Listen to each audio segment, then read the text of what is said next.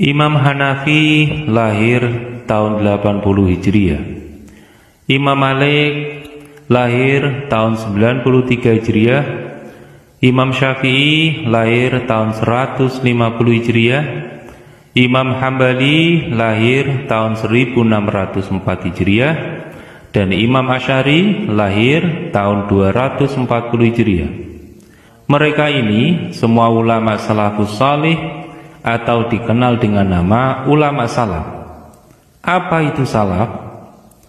Salaf ialah nama zaman, yaitu merujuk kepada golongan ulama yang hidup antara kurun zaman kerasulan Nabi Muhammad hingga 300 Hijriah. 3 kurun pertama itu bisa diartikan 3 abad pertama, yaitu 0 sampai 300 Hijriah. Yang pertama, golongan generasi pertama dari 300 Hijriah itu disebut sahabat Nabi, karena mereka pernah bertemu Nabi SAW. Yang kedua, golongan generasi kedua pula disebut tabi'in, yaitu golongan yang pernah bertemu sahabat Nabi meski tidak pernah bertemu Nabi. Ketiga, golongan generasi ketiga disebut sebagai tabi'in, yaitu golongan yang tidak pernah bertemu Nabi dan sahabat, tapi bertemu dengan tabi'in. Jadi Imam Abu Hanifah, yaitu pencetus mazhab Hanafi, merupakan murid sahabat Nabi, maka beliau seorang tabi'in. Imam Malik, Imam Syafi'i, Imam Hambali atau Ahmad bin Hambal, dan Imam Asy'ari pula berguru dengan tabi'in, maka mereka adalah golongan tabi'ut tabi'in. Jadi kesemua imam-imam yang mulia ini merupakan golongan salaf yang sebenarnya, dan pengikut mazhab mereka lah yang paling layak digelar sebagai salafi atau salafiyah. Karena salafi maksudnya adalah pengikut golongan salaf, merupakan salah satu mazhab salaf yang sebenarnya dan tidak lari dari paham Nabi dan sahabat. Perhatikan, sementara ulama rujukan Wahabi yang mengaku sebagai salafi adalah sebagai berikut.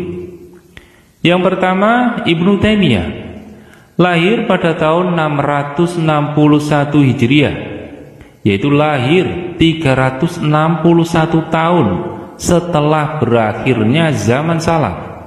Jauh banget kan?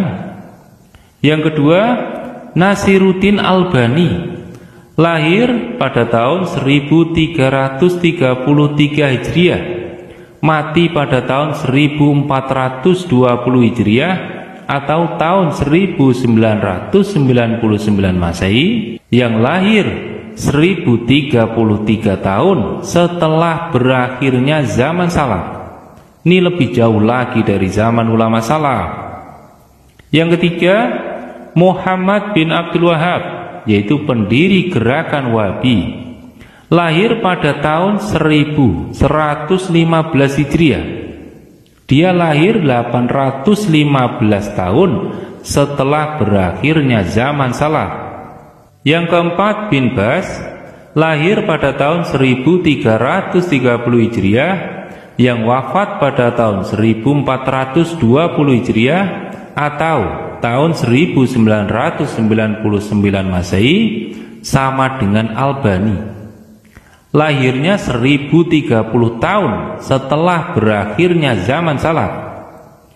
Yang kelima, Al-Utsaimin, lahir pada tahun 1928 Masehi, meninggal pada tahun 2001 Masehi.